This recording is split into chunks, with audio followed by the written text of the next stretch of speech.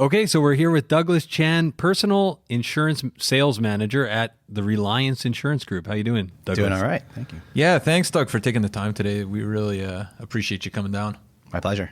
Maybe can you start by telling our listeners a little bit about yourself? You bet. So I'm a insurance broker specializing in personal insurance. So I do homes, condos, tenants, auto, travel, all that kind of stuff. I've been at it for just over 10 years, and it's Wow. It's been a good time. Great. So we brought you on, Doug, really because there seems to be basically, and maybe correct me if I'm wrong, a crisis when it comes to strata insurance right now that a lot of people don't know about. I feel like it's all we've been talking about, and still it's like people seem, even in the industry, don't seem to kind of understand the scope of what's going on. So can you talk a little bit about what's going on with insurance right now? Yeah, absolutely. I think that most people from a consumer standpoint, they're used to seeing their insurance premiums going up every year. It's just, like death and taxes, right? Right. But I think specifically with home insurance right now, it's getting tough because you're seeing the pendulum swing the other way from, say, when I got into the industry, insurance companies were very competitive with each other. They wanted to keep, reasonably rates fairly low, give people good coverage, and then grow the business, right? But what happens is, as we've seen a lot of catastrophic weather events and just losses in general are piling up. And eventually, like I said, the pendulum swings the other way. And we're now in a what we call a hard market. And the hard market means that underwriting guidelines are getting really tough. Rates are going even higher than usual, right? So, that's kind of what's happening right now, and we will talk about this, but the strata situation right now in BC is particularly tough. Yeah, can we maybe talk a little bit about the strata? Just lay it out here, what's going on. Yeah, I mean, I think that when you turn on the evening news and you see they're talking about strata deductibles and perhaps using words like crisis, it's notable for sure. So, for example, with stratas, what we've seen in the past few years, specifically having to do with water damage, it's a huge concern for any multi-unit strata, right? You'd see your deductible somewhere in the range of $5,000 to maybe on the high end $25,000, and those have now in the last 6 to 8 months ballooned to $100,000 plus, and up to, like you said, you've seen one recently with $600,000. It's crazy, right? So and so just to kind of unpack this, so this means basically, so for the strata building, if there was a leak that happened that affected multiple units, the strata's deductible would be in yesteryear maybe $10,000, $15,000, $25,000 if triggered, and now we're seeing like somewhere with the range seems to be about 50% to about a 300% increase. Yeah, easily. Yeah. Over those previous amounts. Yeah. Okay, so what are the concerns, I guess? Just kind of thinking about concerns, first of all, maybe just for stratas, like what does this mean for a strata?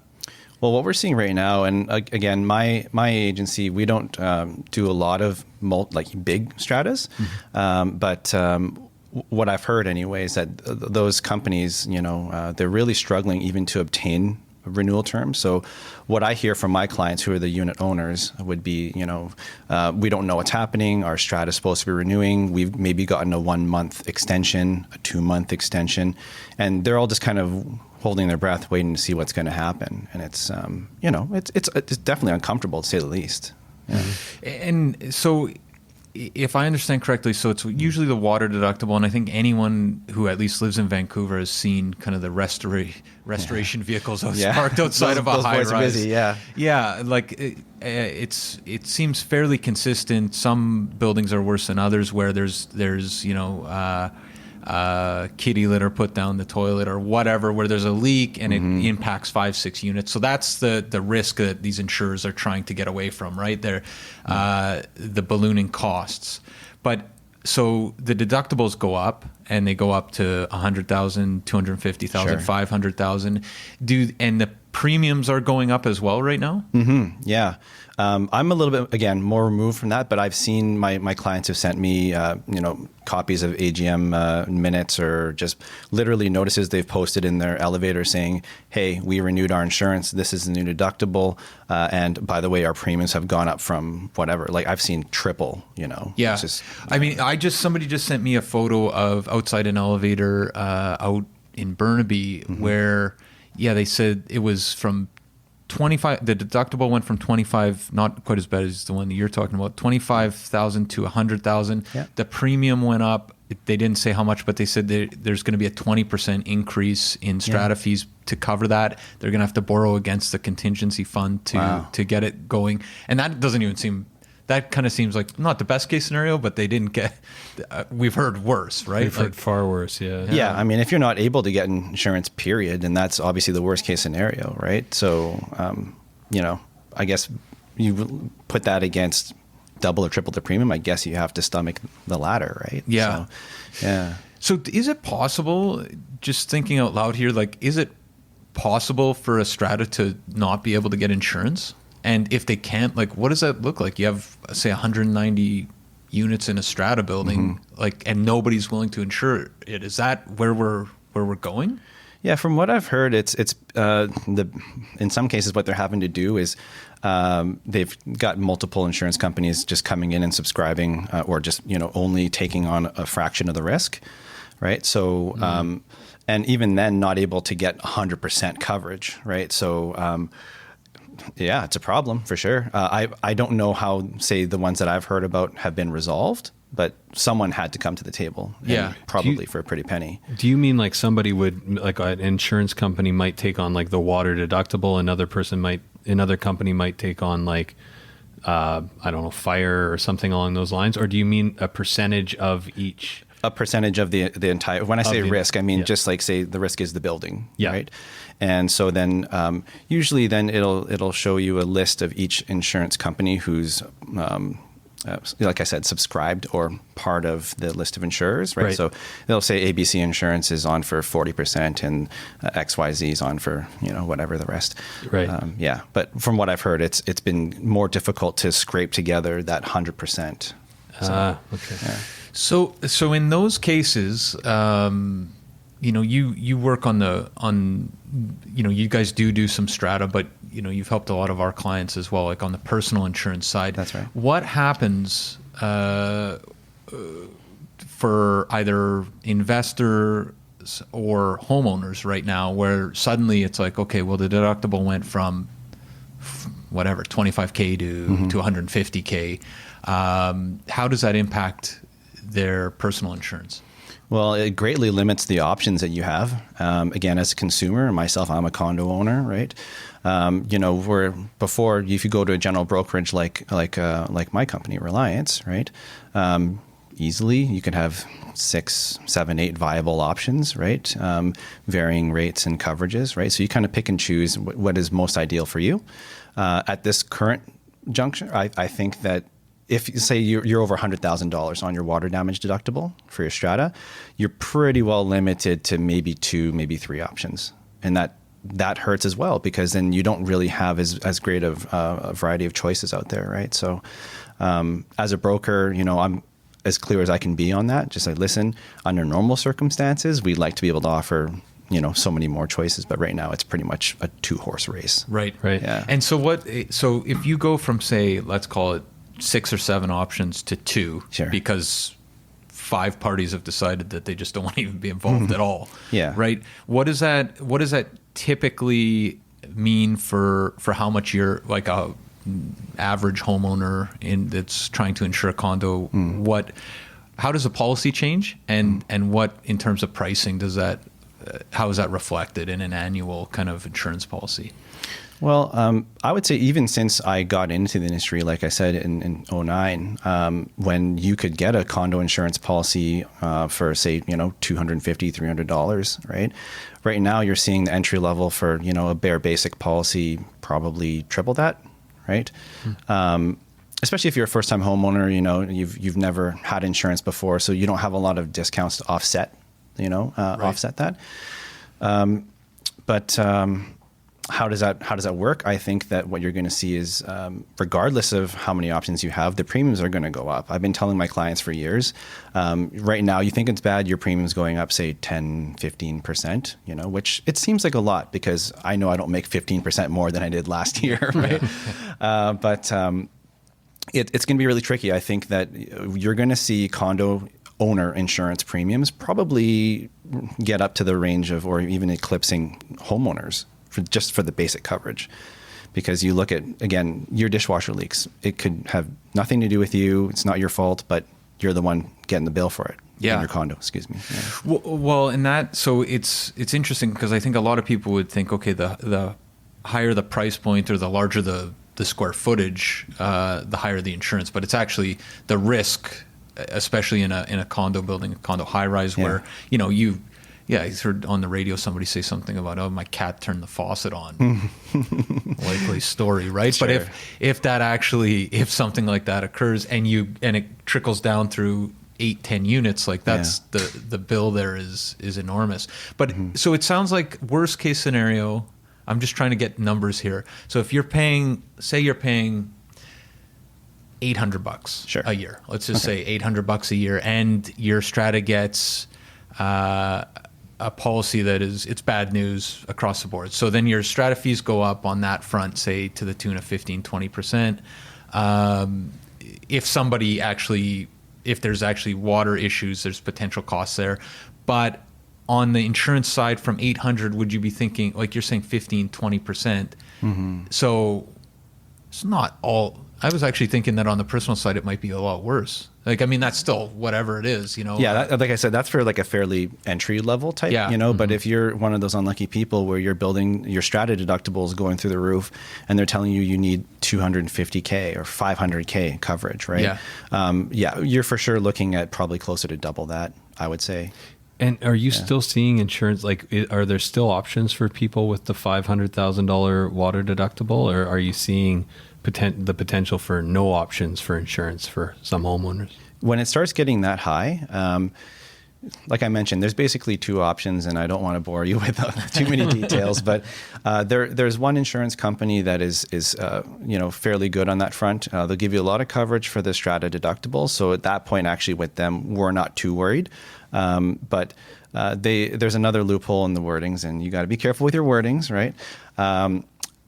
Where there's a strangely low limit for another potentially important Strata assessment type thing. So for most people, again, at this point, which is partly the reason why I'm even here talking to you guys, the big and scary is the deductible. But through the discussion, we've also uncovered that there are other shortfalls potentially with that one insurance company. The other option is to artificially inflate your contents limit with another company, right? Which they don't want either, because let's just say you're carrying a $500,000 deductible on your Strata, and in order to get the coverage for that under your unit owner's policy, you have to jack up your contents limit to a six-figure value, which is not even true. You could have next to nothing inside your condo, right? So the insurance companies don't want people just buying Strata deductible coverage essentially from them, right? It's meant to be the whole package, right? So that's why a lot of people more comprehensive. Yeah, I mean, a lot of times the intention is that you have to insure for the right amount of personal property coverage, and then with that, part and parcel, you get your Strata coverages and your living expenses, liability, and whatnot. But again, not to make things too complicated, but that's kind of the situation right now. There's two options, and quite honestly, neither of them are perfect. Right. So it's funny. We were talking to somebody this morning about this, and he said, well, if the costs get too high for homeowners, the way a market should work is some other company should see an opportunity. Like, is there a world in which some other players see an opportunity here? There's a lot of condos in Vancouver. This is a huge market for home insurance. Like, do you see the market actually helping to alleviate some of this kind of insane ramp up that's going on in the last 6 months? Yeah, I mean, I don't think that there's going to be one insurance company that's already not here, for example, that's just going to swoop in and clean everything up. It eventually will come back the other way, and the market will soften a little bit because it just has to. It's in a lot of equilibrium, right? But what I think is going to provide a lot of relief is if there's someone who can come in with a niche product just for the strata deductible coverage. Right. So then let's just say, you have your base condo policy that provides, I don't know, 25,000 or maybe up to 100,000. And then if you need more than that, then you can shore that up on a supplemental policy. That might provide some relief, I think. But again, to the end consumer, that's still going to amount to more money, more premium paid. But if that's the only way you're going to get the coverage, then again, I myself being consumer, I say, that's what I have to be able to budget for personally. Yeah. Set aside the money. You have to. Is there any potential of like a government intervention or anything else that might kind of save the day for concerned homeowners? I think it's possible. I know that, within my team, that kind of concept has been tossed around a little bit. Well, but the thing is, we're insurance people. we're not politicians. We're not policymakers. And Right. I don't know realistically how that would play out, what a government intervention would look like. I know that, in discussions with our claims, we have a claims specialist in-house. It stems all the way through the federal Strata Act, the way that locally how each individual strata's bylaws are able to be worded, and with all these chargebacks and assessments. So that potentially, I'm way out of my depth speaking on the Strata Act, but as far as I understood, there's a potential there where it could be amended. But at the end of the day, the money's got to come from somewhere, right? Right. Someone on the 30th floor of your high rise springs a leak.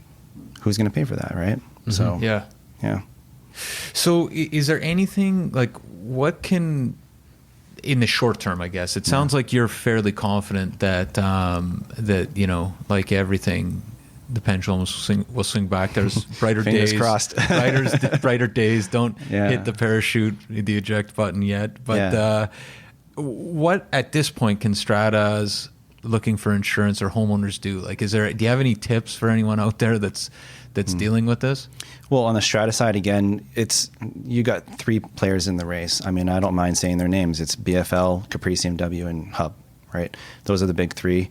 So from what I understand, talking with people, my clients who are on the Stratas, and they're the ones who are kind of responsible for spearheading the insurance, I'm telling them, realistically, you're probably not going to do much better, honestly, trying the other two, whoever you're with, right?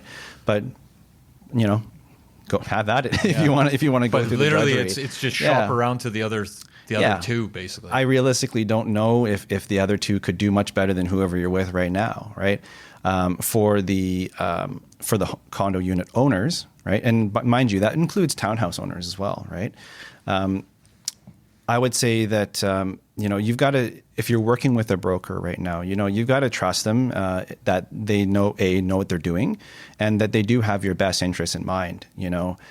In challenging times like this, in the best of times, they're already probably got this sneaking feeling like, hey, wait a second, I've been with this insurance company for a long time. My premiums are going up. How do I get ahead, or how do I beat the insurance system? I think it really comes down to, again, trusting your broker and really believing that they've got your best interest in mind. That's how I approach my business. I want to make sure, because people, it's a hard-earned buck, right? Insurance arguably is more than it should be already, but so you have to respect that as a broker. Right. Yeah. But it's interesting times when, that we talk continuously about affordability, and this might mean strata fees going up 20 to 30% for the average condo. Yeah, right across the board. And then maybe right? even up to 100% increases in insurance. Yeah. People that are already have stretched themselves quite thin. Yeah. On top of this, I mean, it's not a marginal increase, No. right? It's a pretty substantial increase on And a it's monthly, something that you wouldn't on a have monthly accounted for basis. if you're running numbers even for your own, can I afford this 2-3 years ago, right? Right, Like this yeah. is something that no one would have said, oh yeah, and also make sure 2 years from now you budget for 100% increase in your insurance and a 30% increase in your strata fee to cover the premium, right? Yeah. Like it's kind of incredible, really. Do we run? And Doug, we've talked a little bit around this perhaps, but we talked before we went live on air.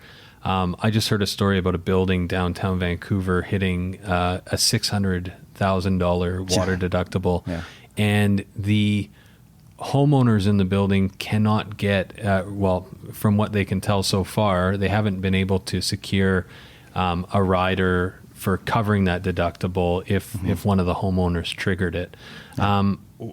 What happens in a scenario like that? Does it go to the lawyers, or does it, like, at what point, if you trigger the building deductible, there's a leak, and now the strata comes back to you and says, okay, Mr. or Mrs. homeowner, you owe us $600,000. Is this uncharted territory? Like, have we seen anything like this, or can you talk to that a little bit? It's certainly unprecedented. I honestly don't know what it would be like. I mean, can you set up a payment plan for that? I mean, do you just have to sell your property? I think you mentioned, like, does the person have to declare bankruptcy? I mean, I should hope not, right? But I mean, it's really interesting to think, okay, so if there's a $600,000 deductible there, and then you potentially have, like, what I would think is going to happen here is that more and more people are if you can get insurance, but the premium's going to be a lot higher on the personal side, there's people that are just going to take the risk, right? They're just not going to get insurance. I know. I just talked to a guy I've known for years who doesn't have insurance on his condo. I was like, wow, that's crazy, right? But that would be one potential outcome, I would think. Or if people just can't get personal insurance, then you have a building full of people. But what about the lender? Because I just think about how much this complicates things in terms of closing, right? When you get the insurance binder and the mortgage kicks in, and just all the requirement, like, are lenders going to lend on buildings? First of all, with the water deductible deductible at $600,000, and are we going to have buildings now that are blacklisted or flagged, right? Like CMHC won't lend on certain buildings with, or buyers that just, quite frankly, won't buy. I mean, I can't imagine a lot of the buyers that we work with looking at a building with a $600,000 deductible that can't secure insurance. They're not going to pull the trigger on that. So, I mean, now you have people obviously this is going to impact prices as well, right? In not even sub-markets, just building specific pricing based on things like the insurance deductible. Oh, it should. I think so. I mean, I couldn't tell you, if I were in the market for a new condo and I found out that it had a $500,000 deductible and I understood how deductibles work, good luck. But yeah, I mean, if I understood that, I would, and if I had that option against a building that only had a $100,000 deductible, I'm choosing the other one. Yeah, sure. Even though realistically, if you're 100,000 today, it could be definitely 500,000 next year, right? If this trend keeps continuing, that's a crazy thing. Well, that's just it, right? Because I mean, we've seen some stratas have gotten off easy with being raised from, say, $15,000 to $25,000, but you're only as good as your last year in terms of like your new track record might put you up to $100,000 or more, right? Yep. And we were talking about this morning, actually, but like, because this seems like, okay, when was the last real crisis type situation in condos with condos in Vancouver? It was the Leaky Condo crisis, right? Yeah. But in that case, that was a construction issue. Mm-hmm. You could actually look at a building and see, okay, is this going to have issues? Does it have rain screen technology? All those things. Right. With this, it seems like it's across the board, right? There's every strata is dealing with the same issue, but B, you're only as good as the last year. So you can say, building A has a much better track record, but that's not necessarily the year after, or 2 years down the line, or 3, or you get one person in there that has, like whatever. It's very hard to figure out how you can look at the strata's insurance policy and their claims history, right? That would be, but that's an educated. That only tells some of the story, because you don't even know who could move in the unit above you tomorrow. Sure. Right. I'll tell a quick story about a client of mine. I mean, I feel really badly for her. I mean, she's still an existing client of mine. She had to actually move out of her place. It's a little low rise off of like Oak and 16th-ish, right? Mm-hmm. And the unit above her, it was a bathtub overflow and then a dishwasher leak. Two claims within, we'll call it a year-ish, right? And we got to the point where I couldn't even get her a regular insurance policy. The one that she has right now is, disproportionately expensive and offers next to no water coverage. So, I've even told her, like, you may want to think about just selling that property because you can't insure it properly, right? So, yeah, it's actually kind of terrifying. Yeah. So how I mean, and we've kind of talked about this, but just to kind of flesh it out a bit, how do you see this playing out? Like based just from conversations at the office and an educated guess. Man, that's a really tough one, right? I wish I had the crystal ball answer for you. I do think it's going to get worse before it gets better. So today we're talking about a $600,000 deductible. You're going to see those more commonplace, and maybe a month or two from now, you're going to see a $750 deductible, right? Right. $1,000. I don't know. I don't know what the answer is. It's kind of funny now, like in the industry, we're all talking about, hey, remember when it was easy to do insurance, right? Yeah. And it's where it was almost an afterthought in the purchasing process. Oh, right? yeah. For you guys, you're worrying about things like oil tanks and, is this a good neighborhood, bad neighborhood? Yeah. But yeah. Well, now everything it has to absolutely be conditional to making sure that you can get insurance on the property. I mean, we've done that for years, but it's never, I think if anything, this has hammered home the fact that you need a subject clause when you're buying something to do your due diligence and actually speak to a broker and make sure that you can actually get insurance on the property because God forbid, right? I mean, so and one, just to think about different property types here. So this is obviously high-rise condo buildings is where this is that's my understanding at least, is they're getting hit hardest, right? But multifamily buildings, anything that's stratified, I would say. Okay, so it could be low rises. So 4 stories. Yeah, what about and then so townhomes, duplexes, single family homes, like how does that play out there, or does it even impact them at all? Oh, it certainly impacts them, because the thing is everything's connected, right? So we're here focusing specifically on condos and stratas, but we're not even talking about auto, right?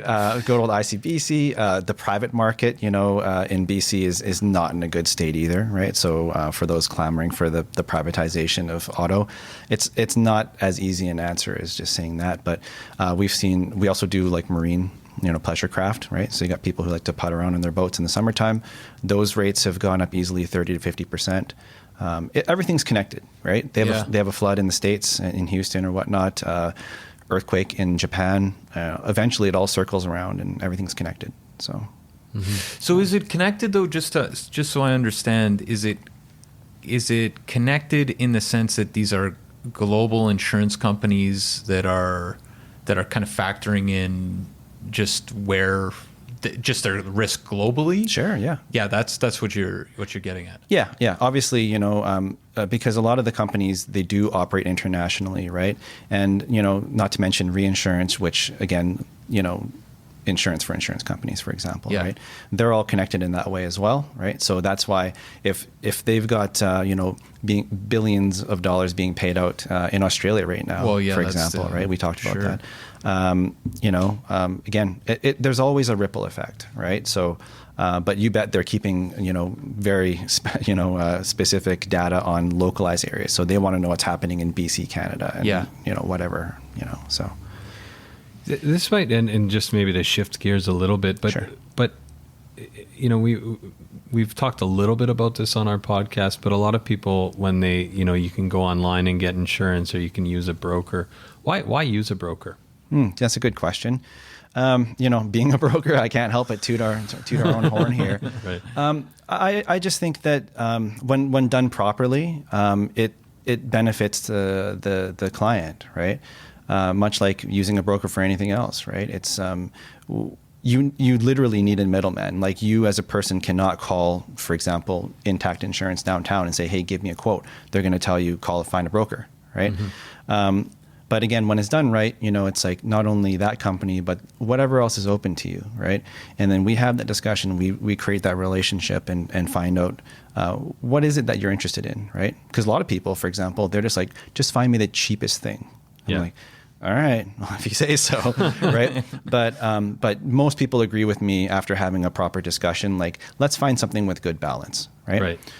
And I think that when you're going with one of the online outfits or a direct insurer, right, they're only going to have the one option for you. And usually a lot of times, not mentioning any names, they're both the insurance company and the broker all rolled into one, right? So I know a lot of people, clients of mine, stay away from those types of channels just because they already have this sneaking suspicion that, when you're dealing with someone who, again, is the broker and underwriter and, adjusting claims at the same time, they have worries that they're not being dealt with fairly. Yeah, it might be in your best interest to not provide the best insurance policy.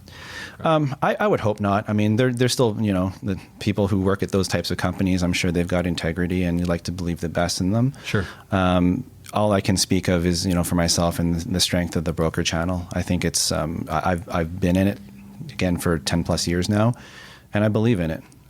I don't think that it should be going anywhere. So, well, and you also, just doing it day in and experience matters. Yeah. It reminds me of mortgage brokers, where it's being able to know what's important for each client in terms of product and being able to explain and protect them. How powerful the product is over the rate, and how where the value powerful is, right? the insurance is over Yeah. how much you pay for it necessarily, right? Yeah. Because at the end of the day, if you have something go wrong, you want the insurance to step in and take care of what you expected it to take care of, right? Yeah, That's the biggest thing, I guess. Yeah, yeah. Are all policies created equal? Definitely not. I think that in name, a lot of the policies will read fairly similar, but you really have to dig into the fine print, the nitty gritty, to really realize there's subtle differences, right? So, would one policy from the next be drastically different? No. So you look at a regular comprehensive homeowners policy, they're more or less the same, subtle differences. You really see a lot of difference in, of course, the company's appetite. So certain companies will have better rates based on postal code or who you are, or what you do, whatever. And then they'll have small differences on things like jewelry coverage or artwork, wine collections, bikes, stuff like that. Right. Yeah. Mm-hmm. Is there certain things that people should be looking for? Like, regular person, 2-bedroom condo. Like, what are the key? I guess the water deductible is on everybody's mind, but yeah, for sure. I think that anyone who's living in a condo or townhouse, for sure, yes, get the right contents limit, but make sure you're not leaving yourself short on the strata assessment side of things. We didn't talk about this, but there's also a fairly common shortfall when it comes to strata earthquake assessments. So then we're talking about, let's just say the big one hits, right? And your strata probably carries, usually in BC, it's a 10% earthquake deductible, right? So you take that amount and you chop that amongst all the unit owners, right? Maybe you can chip in some from the contingency reserve, but that amount, that value that the individual unit owner could be assessed with, it varies greatly. So you want to, again, talk to your broker about, well, realistically, how much coverage should I have? Because most policies, the default amount is $2,500. It's nothing. Yeah, crazy. Right? So you have to buy up. Most policies will give you $25,000, but even then, that's not enough a lot of times. And I guess like the other thing that a lot of people overlook is getting an actual copy of the insurance certificate from the strata, which is not always provided in the documents. Like you often have to push to get that, and I think a lot of home buyers have to be educated on that. But you'll typically ask for an insurance certificate. Oh, at this point, 100% of the time you have to, because if I don't ask, I'm not doing my job properly. Right. Sure. Yeah. Maybe just thinking, is there like something, you talk to people with varying degrees of knowledge and understanding of the insurance business every Yeah, day. yeah. If there's one thing that you wish people knew, that you're like, man, this is crazy that, you know, people don't understand this about this business. Wow. Yeah. I kind of put you on the spot with Good that question. Loaded question, though.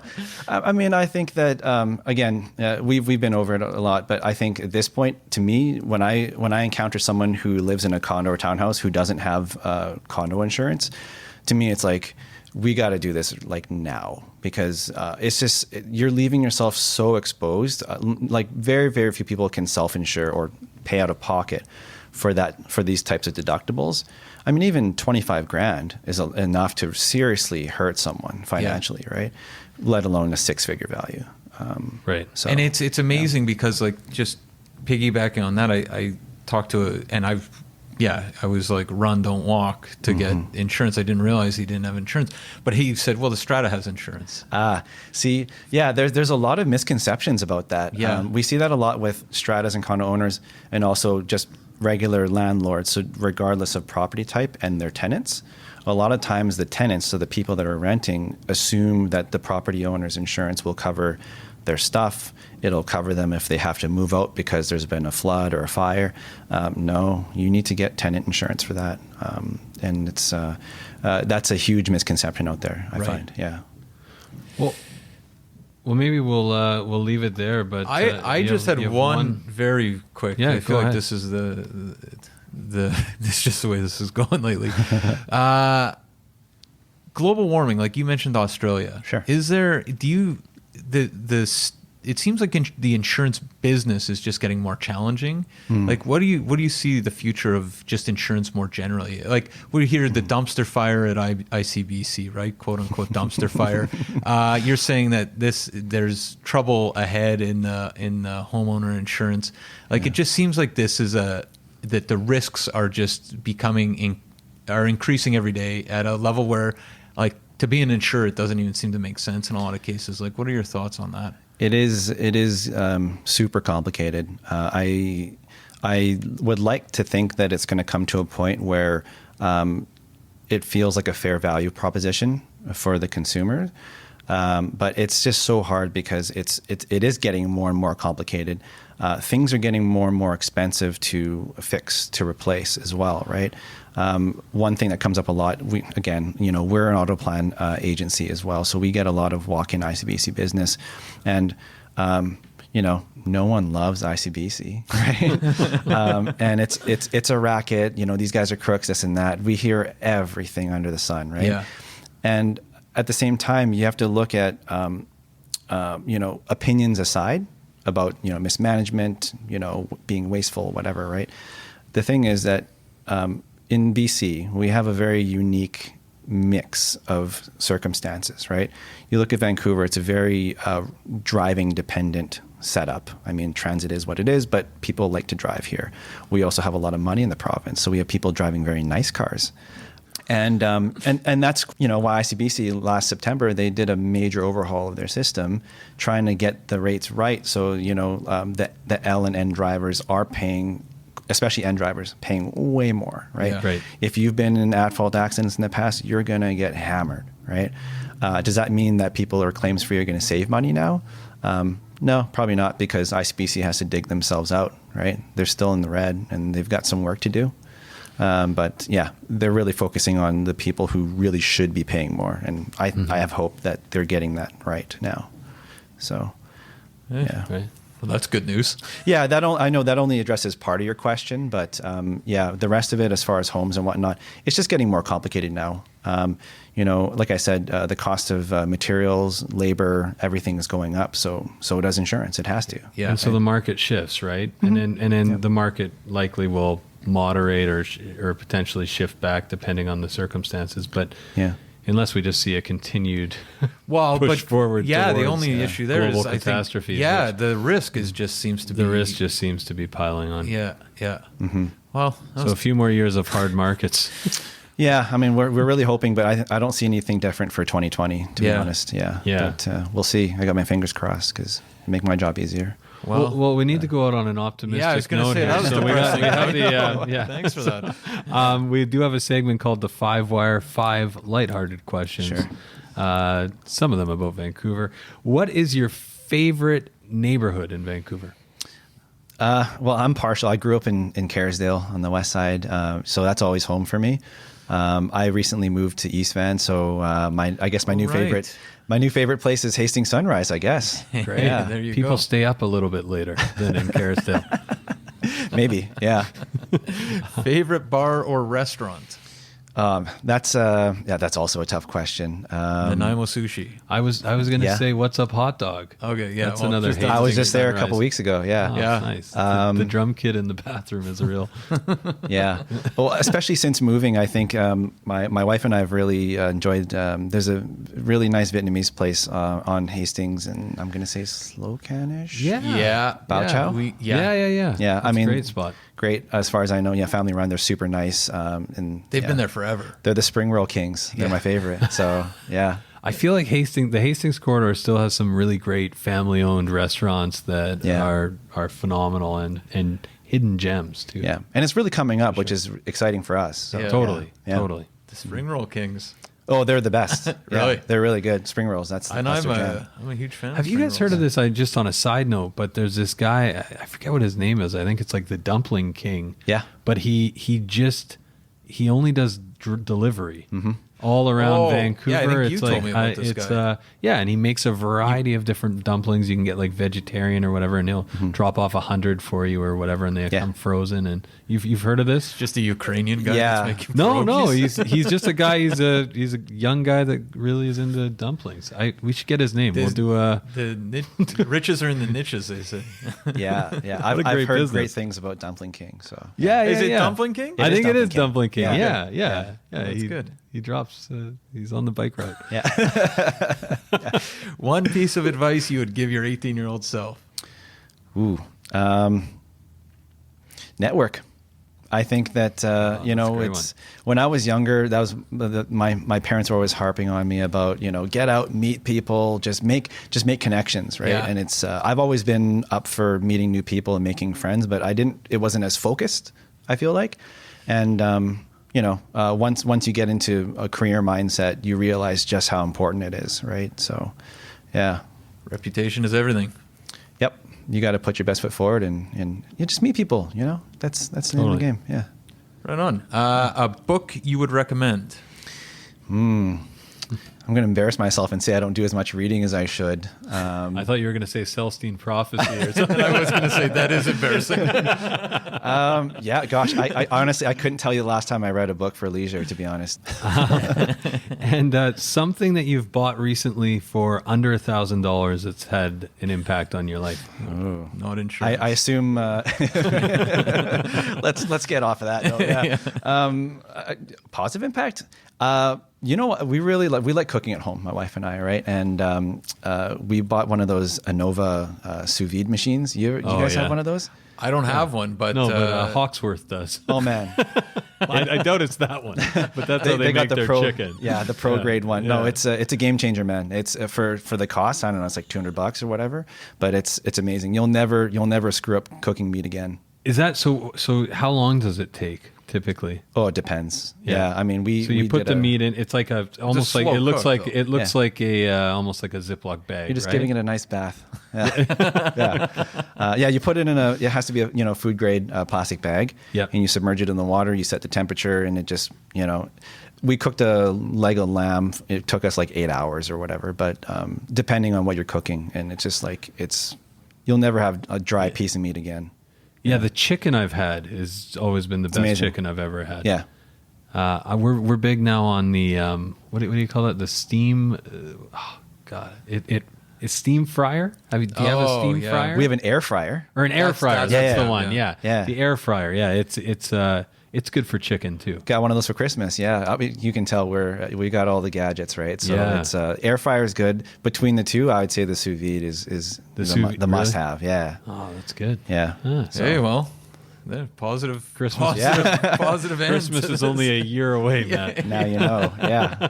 Right on. Well, thanks so much, Doug, for your time. Yeah, that was, my pleasure, guys. I was going to say that was a great conversation, but it was more depressing than anything. Yeah, I know. I don't mean to be so doom and gloom. You know, there's a lot of good work being done out there, right? So again, talk to your broker, find someone good, and yeah. And how can people get in touch with you, Doug? Again, my office is in North Burnaby, Hastings and Gamma, and we're called the Reliance Insurance Agencies. And you can call there, ask for me. I'd be happy to chat with anyone. Obviously, there's never any obligation. There's no fees or anything like that. Just call me, pick my brain. Just good advice. Sounds good. Well, thanks again, Doug. Appreciate it. Yeah, you're welcome. Thanks.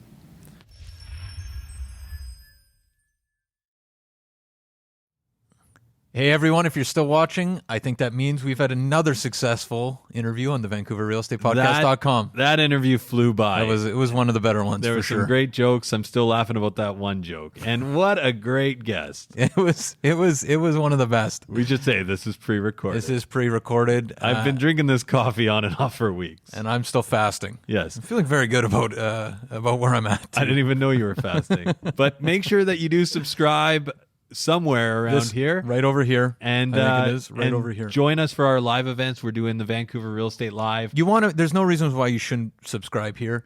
Yeah, if you like Vancouver real estate. Yeah, or real estate in general. There's a lot of useful, evergreen, non-market specific stuff going on our site. And market specific. And it's very market specific stuff. So if you like what you see, you can also check out our website, VancouverRealEstatePodcast.com. That's where we have the bulk of our resources. And if you've ever listened to the podcast, you've undoubtedly heard about private client services. Matt, if you're not using PCS, you are standing still while the rest of us power walk by. You get sold prices, days on market. It's basically realtor level information at your fingertips. It's free. It's available on our website, VancouverRealEstatePodcast.com. If you're searching for Vancouver real estate and you're not using PCS, you're doing it wrong. We also got our weekly mailer, the Live Wire. Yes. We got the deal of the month. We send out stats you're not going to see from the real estate board. We got it all at VancouverRealEstatePodcast.com.